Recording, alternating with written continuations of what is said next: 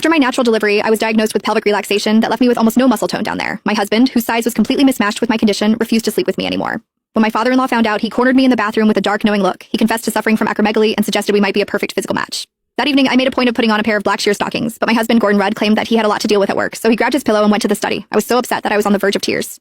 The baby's already 3 months old, and you've only touched me once since then. I have needs too. Don't you know you have a problem? Please, just satisfy me this once. I'll squeeze tighter this time.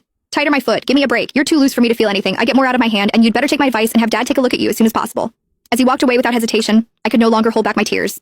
In the end, I could only blame myself. After all, I had no right to resent Gordon. My husband and I used to be deeply in love. We had always been satisfyingly intimate. 3 months ago, I gave birth to twins through natural delivery. My birth canal tore during labor. I needed more than a dozen stitches. After that, everything down there became unbearably loose. Our intimacy took a massive hit.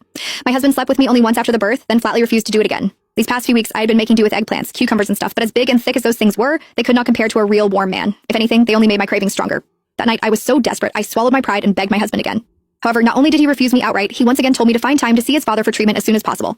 My father-in-law, Mark Rudd, was a gynecology specialist at a top-tier local hospital. He was incredibly skilled. People even called him a miracle worker in gynecology. He was my father-in-law, after all. How could I, as his daughter-in-law, possibly go to him with a problem like that? Even though Mark was nearly 50, he was strikingly handsome. He always wore a pair of gold-rimmed glasses that made him look refined and scholarly. He kept himself in excellent shape, too. His body was firm and muscular, radiating a kind of mature masculine charm. Ever since Gordon stopped touching me, I had fantasized about Mark more than once. If he were really the one examining me for that condition, I would probably lose control and humiliate myself beyond belief.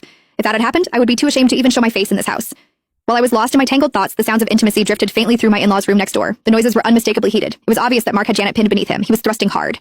As Janet's breathless gasps and soft moans continued through the wall, I actually found myself feeling envious and jealous. If only I were the one underneath Mark. The thought sent what was left of my smoldering desire roaring back to life and burning hotter than ever. I could not help squeezing my thighs together and rubbing them against each other for friction.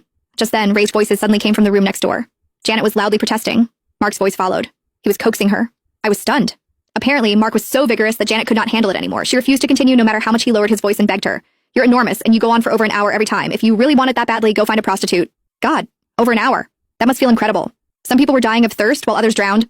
Mark's size and stamina were astonishing, yet Janet treated it like a burden. Meanwhile, I was empty and aching with need, yet Gordon would rather take care of himself than touch me even once. The world really was not fair. With a sigh, I climbed out of bed and padded miserably to the guest bathroom in the living room. Standing in front of the mirror, I looked at myself. My skin was fair and smooth. I had a body with curves that turned heads. Anyone who saw me would call me a beauty. Yet, despite my perfect appearance, my husband paid no attention. I was left to rely on myself. I stood in front of the mirror, lifted one leg, and bit my lip. I started pleasuring myself. When Janet had suggested that Mark find a prostitute, I wished I could just rush in and tell him not to bother looking and that he should just come to me. I was cleaner than a prostitute. More importantly, I needed it much more than they did. I thought, God, what am I thinking? He's my father-in-law. The more I tried to stop myself, the more those thoughts kept creeping in. Without realizing it, I even started to whisper, Mark, harder, do it harder.